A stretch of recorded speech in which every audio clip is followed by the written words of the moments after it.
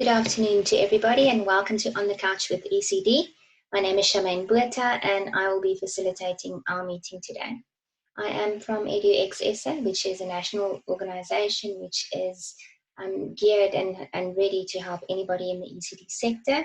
I really want to appeal to all of you. We have sent out our link for registration. Normally our registration fees are 400 Rand for an individual and 600 Rand for a preschool and 800 Rand for combined schools. But we have opened that up and it is free for this year. So please make use of that, register, and then we'll be able to have you on our mailing list and we can send you relevant information which is difficult to disseminate on Facebook. So let's start our session today. Thank you for joining me once again. And we are going to be looking at a little slideshow that I made for us. There we go. At this very moment, it seems that we are really in a crisis. So ECD Financial and Staff Crisis Assistance, many of the employers and employees are in the dark as to what their rights are, what they should be doing, what the right thing morally would be to do. And I just want to remind you that whatever we discuss today, at the end of the day, it's going to come down to what you are able to do. And therefore, I'm quoting another scripture verse because scripture verses and God's word is very important and dear to my heart. So Matthew 28 verse 20 says, I am with you always. So God is in the middle of this storm with us. We are not alone. I want to remind you of that because it's always comforting to know that He will solve Corona and He will solve our situations and He's in the middle of everything with us. We are not alone. So thank you once again. Let's see if we can answer some of those burning questions that you've had.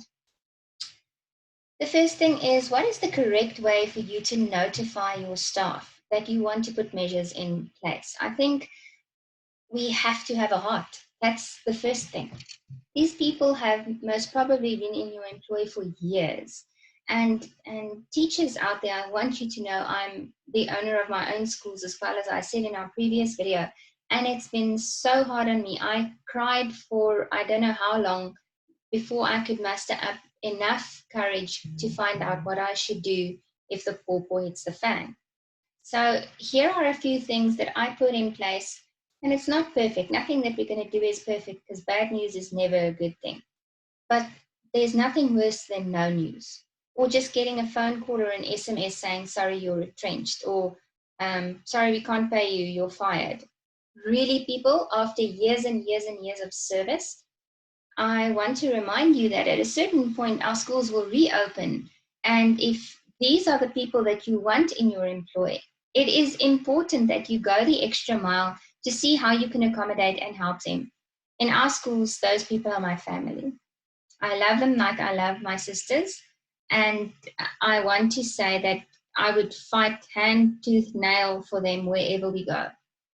But our business must also remain standing. So those channels of communication, speaking to your staff members, making them understand what is happening, that it's called transparency. When it's crystal clear that you're not hiding anything from them, you're not stashing a lot of money and they're not receiving anything and they don't have food or a roof over their heads anymore.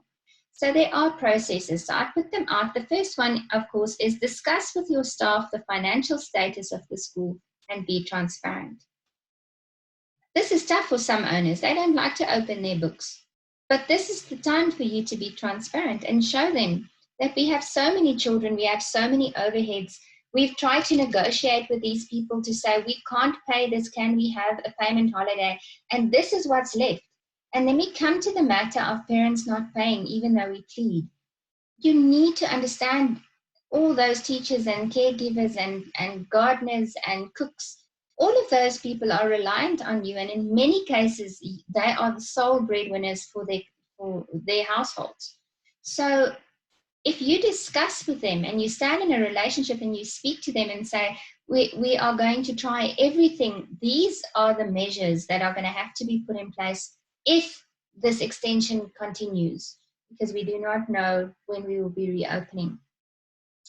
It is very important that you engage with that audience and that you are speaking to them from your heart. and not from authority and saying to them, this is how it will be, and I am the boss and you will do what I say. Put yourself in their shoes, and then also employees, I want you to put yourself in the shoes of the employer. If you can just role play that out in your head for a while, you will see how extremely tough this whole situation and scenario is. So discussion is first. Now, how will I discuss? You can phone them, you can speak to them on Zoom, you can contact them on Skype, you can try any means, WhatsApp group calls, phone them individually and speak to them. Find a way that you can talk to them, not just a letter. And then the next one is put a plan of action into place. Speak to somebody like a bookkeeper or a lawyer and get advice. Start gathering the right UIF advice and gathering the TERS advice, and see where you comply and you haven't complied with government. You're not paying UIF, so what now? Or I am paying UIF, so what now? So get your plan of action in place before you approach your staff members. You have to try every means and every avenue before you just say, sorry, there's no business, you're retrenched at the end of the day. So gather that information, and as soon as you possibly can, if you are paying UIF, jump on board, get your UIF payments out. I'll show you just now, if you are less than 10 staff members, then the staff need to apply for themselves. But if you are more than 10 staff members, then the employer needs to apply for the employee. So get that up and running ASAP. Then the next thing is to make it legal. You have to send out a letter to your staff after speaking to them on a company letterhead, where it explains, due to COVID-19, these are the following measures that we are going to be putting in place. We want to reassure you that we will try everything in our ability. We've already applied for UIF. We're looking at small business funding. Show them you are trying. You're not just sitting back and saying, "Wat God's waters oor God's akkers loop." Doesn't work like that. We are teachers and we are professionals, and we try everything because this is our business. My preschool is my baby, and I will do anything for my children. So I try everything that I can. I believe you can do the same. And then in those letters, there has to be an incremental situation where you say, step 1. Now here's some advice. Move your salaries to the end of the month. Then at least you can see if parents have paid what has come in. So that could be measure 1. Then measure number 2 is where you explain to them the different options that they have. We can retrench you, or we can go into furlough where you only get 70% of your salary and the rest would be made up by UIF. Or I'm sorry, you're retrenched, which means that you don't have a job anymore, you are fired. And then the last option should be, you are retrenched, sorry, you don't have that job anymore. So you have a discussion, you send out the letter after putting your plan in place, and then you decide with the employee what would work best for them. Then you have to really start applying for all those SME relief things and see if you comply and you have everything you need. The forms need to be filled in properly. The longer you delay sending them in, the longer the response back is going to be. And if it's the wrong stuff the whole time, it really is going to delay the process. And you are critically looking for those funds now. Maybe approach a registered bookkeeper and let them apply for you on your behalf if you feel you are not competent enough to do so. And then the last measure would, of course, be putting it into action. This is what came in. We got 100,000 in, we have to give out 200,000. There's 100,000 shortfall. This is what we can pay, we can't pay more. And then when it goes into total retrenchment, that means at the end of the day, the school will be paying nothing and the employer will only be getting UIF if you are registered for UIF. So there's a process, and discussion and communication is absolutely key to this process, because you want to retain your staff and you want to see their beautiful faces and know that they're happy and healthy during this time and that they're going to return to you and that they're going to still be in your employ. So try everything in your power to make sure that this happens. Now, there were 2 concerns regarding the concept furlough and retrenchment. So I decided to give you definitions for these. Hopefully this will unpack it a little bit more. When you are on furlough, you are on temporary unpaid leave from work. You are still working. You have a job, but you are on unpaid leave. Unpaid means you can apply for UIF. Anything unpaid, it's the unemployed fund, so you are not paid during this time. So you can apply with a UI-19 for furlough. Retrenchment means that you are laid off, which means you do not have a job anymore. You no longer have a job. So it's best to try and retain your staff and get normal UIF for them than it is to retrench them. And then you don't know if they're going to find another job later on, and then you are stuck without a 2 to 3 teacher, or you really don't want to replace that teacher. So be very, very careful which choices you at the end of the day make. And for us, it was a situation of prayer. We really took a few days, and there was prayer and fasting involved in this, and we asked the Lord, what are we going to do in this situation? And this is what we decided on doing with our staff incrementally. So we started with the please move to the end of the month. Now this is now the end of the second month, which means we have to start watching what's coming in and whatnot. And in the meantime, we are prompting the parents, and I'm sending out letters. I'm pleading to them on WhatsApp videos, anything that we can do from our side to see how much money we can get in. We have applied for UIF, and we're looking for SMME relief from anywhere. If any of those come through, then they'll get normal salaries. If not, we are also stuck in furlough, where they'll get a portion and the UIF will make up the rest. Okay. So let's have a look at the UIF information that's out there. The newest UIF information, and there's a UIF calculator, and then also you can now apply online, which is much better than having to send an email and somebody just, it misses them or it falls through the cracks and they can't read it. You can think for yourself how swamped these companies are, because there are NGOs that are helping the UIF officers to manage these claims. But the companies, because of that they're overwhelmed, they're asking the companies who have more than 10 staff members to please apply on behalf of the staff members. So tick the right box that says you will pay the money to the staff members. The UIF does not have to. You're going to receive a payment from UIF. They say notification payout 2 to 10 days afterwards. I'm not so sure if it's going to be that short. I would rather say to you guys, if after 10 days after you've submitted you haven't heard anything, then contact the helpline and say you did apply and you haven't heard anything.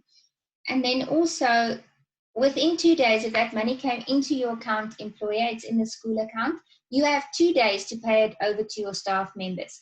You have to make sure that it goes out in 2 days. And then you have from there, it's in your account, you have 5 days to deliver proof that you received it and you paid it out. So make sure that you have a good paper trail, because at the end of this, I do believe that the UIF officers will be visiting anybody that applied, and they will audit this portion of how UIF was paid out.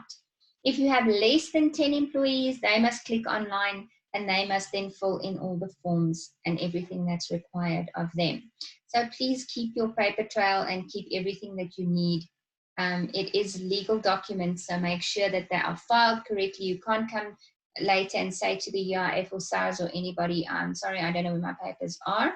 You have to keep them for at least 5 years. So get a file open for COVID-19 and put everything in there. UIF payment should be paid out 10 days after the application. That's what they said, 10 to 14 days. So within 2 weeks after this, if you haven't received anything, you really, really need to follow up.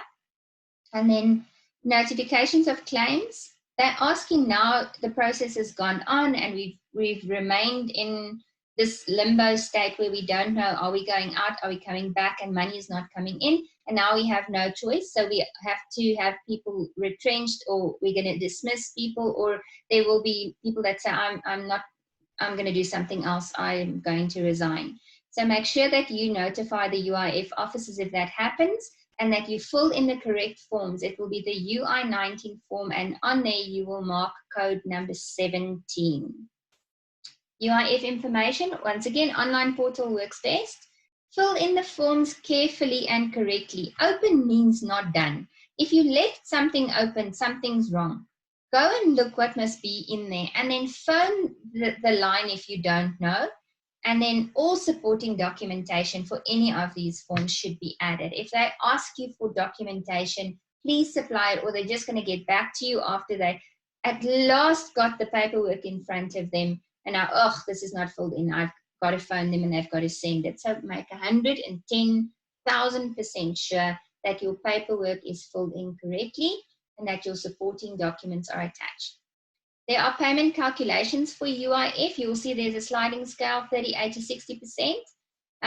If you look, there's a UIF calculator that we put on our group where you can go work out according to how long you've been working, and then the maximum month is 48, and then your current gross salary, it will work out your wage. Please note that if you get the minimum wage, that is 3,500 Rand in South Africa or anything under it, that you will then get a full payout of 3,500 Rand. If you get a high scale salary, for those that have been teaching very long or are very well qualified, they're looking at a maximum of 17,712 Rand, sorry, 17,712 Rand, only 38%. So if this concerns you, go to the calculator, work it out. Topping up of salary, remember I said when you're in furlough, you tell the staff I'm paying 70%, so there's 30% left. Now the UIF suddenly pays out more, you can only pay the difference. You can't pay this person more than 100% of their salary. So make sure that they get what they're supposed to get if you have UIF and you are getting money from your parents. Do not withhold the money from the parents. What we are going to do is we're going to divide it equally amongst how many staff members we have to make it as fair as possible. Notify the staff, this is what we got in, this is what we're able to do.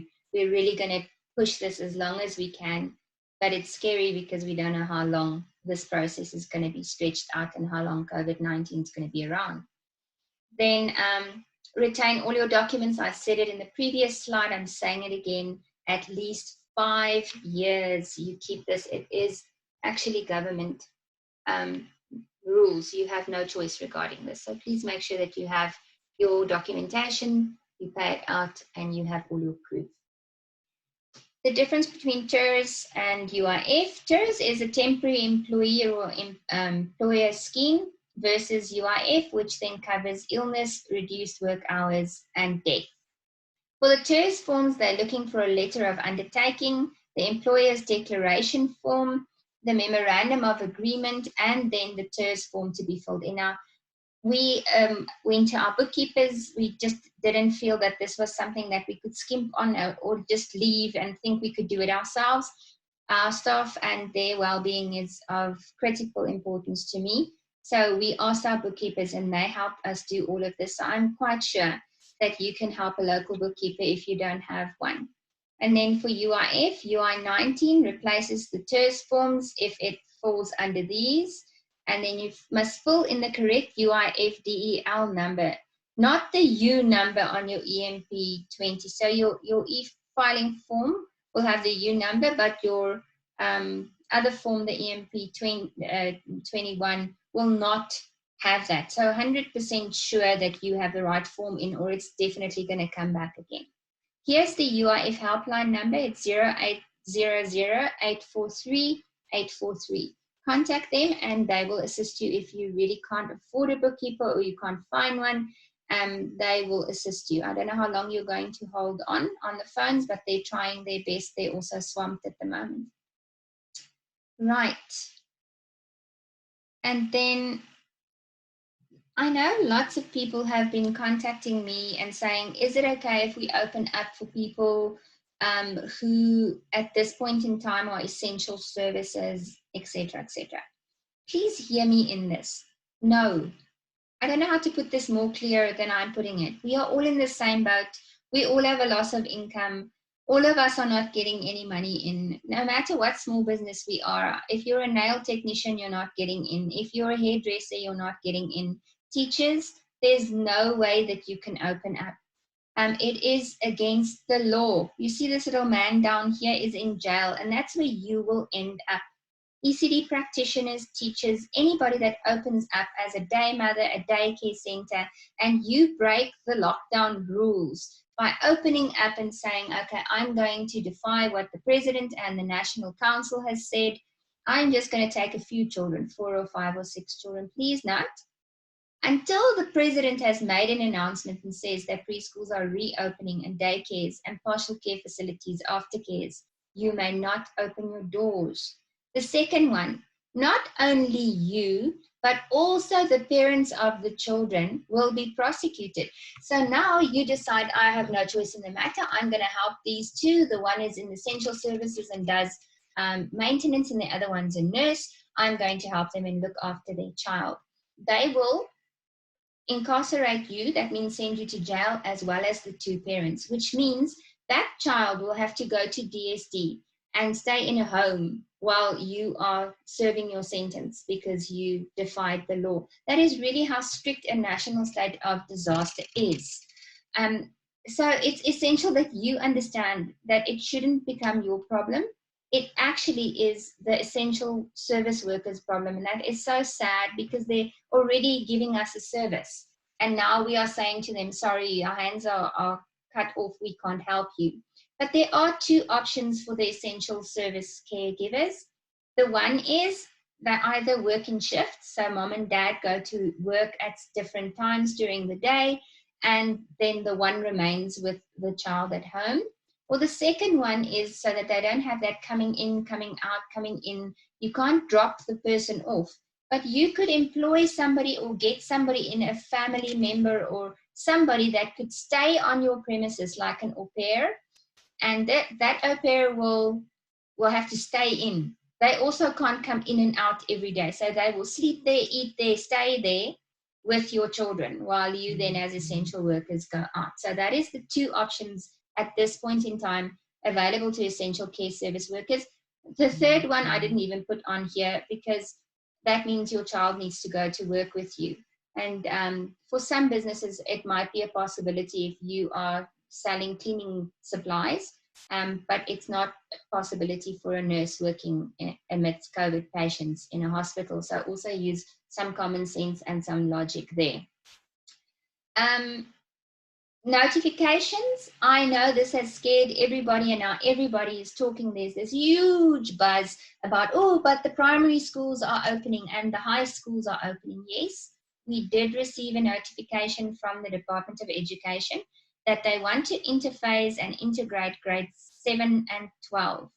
I then phoned the Department of Education and spoke to one of the officials there personally, and she confirmed that this is in the plan to happen so that the teachers will be back by the 4th of May and the grade 7s and 12 learners only, most probably then by the 6th of May. And this then would mean that the cleaning staff would be back by the 28th, which is still in lockdown time, and that everybody has to prepare and clean and have everything in place for grades 7s and 12s. And then at the end of our conversation, she said the following, and I think this is more crucial than anything she said in the conversation we had. It all depends on what the president announces. If the figures keep on going up, this was just a plan and it will not be put into action. But we can't wait till the end of the month, the 30th, and then say to the teachers, you've got to be back by the 4th, because there are so many things to put in place. So they notified the schools, asked them, how many tables and chairs do you have? How many toilets do you have? How many cleaning staff do you have? How many teachers will be involved? How many admin staff will be involved? Could you put out a quarantine center outside where you could screen and scan the learners? Will you be able to clean every one of these spaces? Can you ensure that there's no cross-contamination? Will you ask parents to provide food instead of making it on the property? No tuck shops should be open, nothing else for the grade 7s and the grade 12s, 2 to 4 meters apart. Teachers need to wear visors. So there's so many things to consider that the Department of Education just couldn't say, ta-da, now we're opening, if that is the scenario. So they said to the schools, give us your statistics on tables, chairs, whatnot, and then let's wait for the president's announcement to see if this is going to be a viable option. So get your ducks in a row and then wait. And if it happens, great, then we go. If it doesn't happen, keep what you've got together for the next trial run. So please stop stressing and freaking out every time somebody posts something on social media or wherever saying, yes, this is what the department says. Are they crazy? And what about preschool? So if we now look at the scenario that they have in place, remember we said, put your ducks in a row. So plan in advance for whatever date it comes. The date on the form that the department sent out is for the grade R's to integrate back into the school, just like the 7s and the others, on the 15th of June. So that is quite a way off. It doesn't mean that that's going to happen. This was a plan that has not yet been approved.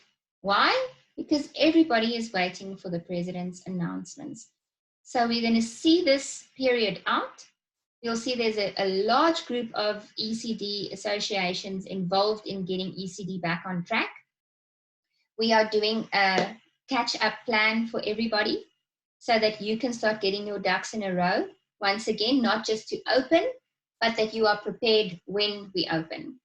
And then also, if we've heard the announcement at the end of the month, we'll know more about what labor laws and things are going to have to come in place and how quickly you'll have to respond to get your preschools up and running. So yes, there was a notification. No, it is not a fact. Why? Because they themselves don't know. The Department of Education has to also, just like the rest of us, comply with the rules of our country, and we are waiting for government to say what's happening next. In the meantime, schools should get their ducks in a row. When should we reopen, and what will this entail? You're going to receive, all of our members that have clicked on the link will be receiving the full little packet of how to reintegrate, how to catch up, how to train your staff, how to use and what to use for sanitation, what our suggestions are regarding food and parents, communication methods, looking at how you're going to catch up on the curriculum and reintegrate the ALBA assessments to reach all the goals and outcomes for all the different age groups. All of that will be given to you. So it has to be approved by social development. So this team is put together and is working exceptionally hard after hours to get this whole thing ready. And we're trying to make it a viable option no matter when we open, so that it's cost effective and that the children's best interest and the teachers are kept at heart. What I can say to you now is start finding out from your parents if any of the children in your care have respiratory problems or diabetes or asthma, and ask, and heart things. Ask the same question to the staff members working for you so that you have that in place, so that you can start seeing who you really have to be worried about. And then, you know, we're worried about everybody, but those with immune deficiencies, those are the ones that we have to look at first. And then this is the report back that I want to give you on the statistics. Remember, you guys clicked on the link and you filled in all those forms. So the entire ECD sector, as I said, is working exceptionally hard in collaboration with national associations. So government, at the end of the day, will be receiving a full comprehensive report, which we will also be forwarding to all of our EduX members because we've received it already.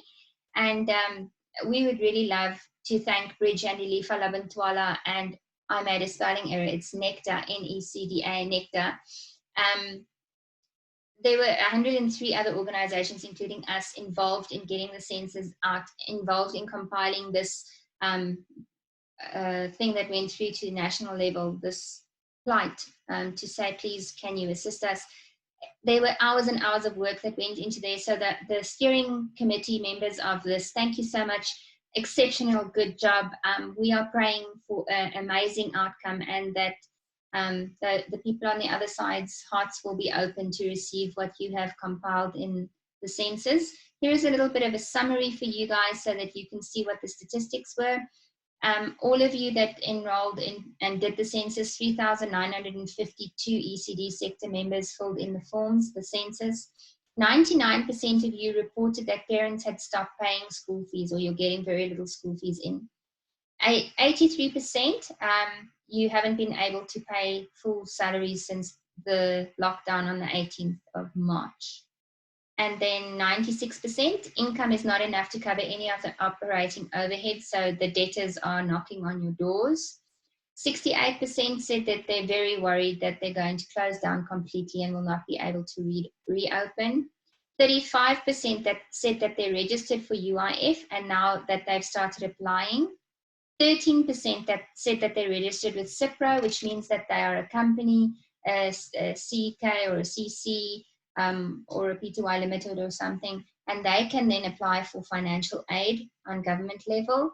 And then 45% of you said that you were SARS registered. So you can see a huge percentage did not even register for UIF because they were very small. It was 2 people and they decided that they weren't. And now, after everybody's saying you need to pay UIF, we are sitting with half of our country's people who've lost their employment and they can't claim unemployment fund because they haven't been contributing.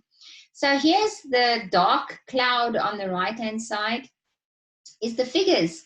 If somebody does not jump in and assist us, this is where we're heading. And this is what we're praying against. And this is why everybody in the sector should start working together and stay at home. 30,000 ECD schools will require relief. 30,000 of us most probably will be closing our doors.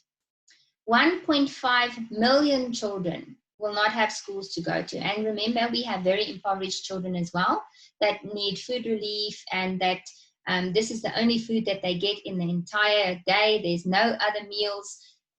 They get running water and things at these places where they go, which they will not have.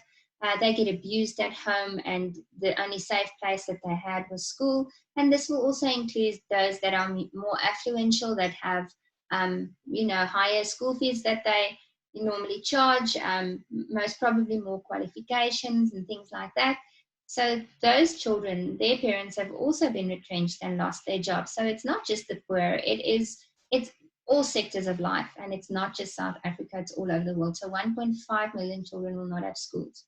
This means that around about 1 million educated women or women that have been working in the ECD sector as teachers or facilitators or practitioners will now be unemployed. 1 million. 30,000 programs will stop operating. So those children will also, besides not having a safe haven, will not get any teaching, because their parents will also not have jobs, will not be able to come back, and you can't say, I'm going to teach you for free, because we can't, unless somebody is paying our overheads and our salaries, we can't have free education. We are not a first world country, we are a third world country. That means that around about 300,000 parents are expected not to return to their jobs, that both income people in the house will not be able to return to their jobs, which means they won't be able to pay school fees, which means that they'll have to take care of their own children. So this is just what the statistics within our census delivered, and it is a very bleak scenario, and that's why we are trusting that government will see the plight of ECD. So those are all the sad and horrible things, and here are some of the good ones, because in every situation, God is still good. He remains good. So these are 2 theme suggestions. We've said to all of you, when you are sending out work to your parents and your children, stay within what's happening currently around them. Don't be doing out of space and at the circus and stuff now. It is not the space or the time for it, because we have to prepare them to know who a doctor is, how to wash their hands, how to care for their environment, that God is still in control. So our school will be doing the following over the next 2 weeks. So I thought to share this with you. The first one is God created the world. We are in this world, and there are beautiful things surrounding us. It's not all dark and gloom, and there are trees and plants and rivers and mountains, and there's fresh air, and there's the stars and the seas and the sun and the moon, and all these things, great and small, animals. And God made all of them, and He still has us in His hands. So next, from tomorrow on Monday, we are going to be doing God Created the World, and for each age group, age appropriate and developmentally appropriate, we are going to be sending out science ideas. And we've sent to all of our parents how to make glue, how to make clay. And and we've tried to show them how to recycle using the inside of old egg cartons or Kellogg's cornflake boxes, because nobody can go and just buy supplies. Everything is on essential lockdown. So we're trying to show them that with almost nothing, pebbles outside, we can count. You can paint leaves by just painting the tree for them, and then they can squash the leaves, and the green sap that comes out of the leaves will paint and stain the page. So get back into nature, let them sort things where they have a twig and 2 pebbles, and another twig and 2 pebbles, or a leaf, a twig, a pebble, a leaf, a twig, a pebble. So teachers have to think outside of the box. We can't use the supplies that we normally would use. So what can they use at home? So go into your own garden and go find things that your children most probably will have at home. And whatever you send out to your parents, keep it short and sweet, because there's not a lot of data out there. I wish I could plead with the government just to open that up for everybody so that we can communicate and train our children. Without we have to choose between data and food, and most probably data is definitely going to come last. And then in the following week, we are going to carry on with the world, but now we're going to show how we've damaged the world. So we're going to talk about pollution, and we're going to talk about noise pollution and air pollution and all of these things. And then how can we take care of the world? So we have to recycle, and this is a good time to recycle, because we're using old egg cartons and old containers to show that we could reuse those things. They don't just have to go straight to the trash. We can use them, and that saves our earth and our planet as well. And then hygiene issues, once again, every week we'll be talking about hygiene, because washing your hands is crucial not to get COVID-19. Right. So it's been a very long session, but I do trust that some of the things that I've said have answered some of your questions. We'll keep on praying for you. Please, if you're not a member yet, do click on the link so that we can send info to you. I've received about 12 emails back, because I sent out emails to welcome you as members. So that means that you put your email addresses in wrong. So I will most probably post your names, if that's going to be okay with you, on our Facebook group and say, please, I think you might have added your email address wrong. Could you please just see if you could get the right email address to me, and then we can send you also the comprehensive report that we have. The one that says, I just want to see what its heading says. It says, the plight of ECD workforce, the urgent call on relief in the wake of COVID-19. So yes, we'd love to send this to you. So please do make sure that we have the right email addresses. And then stay safe, keep well, and watch out for the next On the Couch with ECD. And hopefully at the end of this month, the president has a good announcement to make. Keep praying for those that are ill and those that are in hospital, because prayer moves mountains. If God can move a mountain, he can move COVID-19. Keep well, and God bless.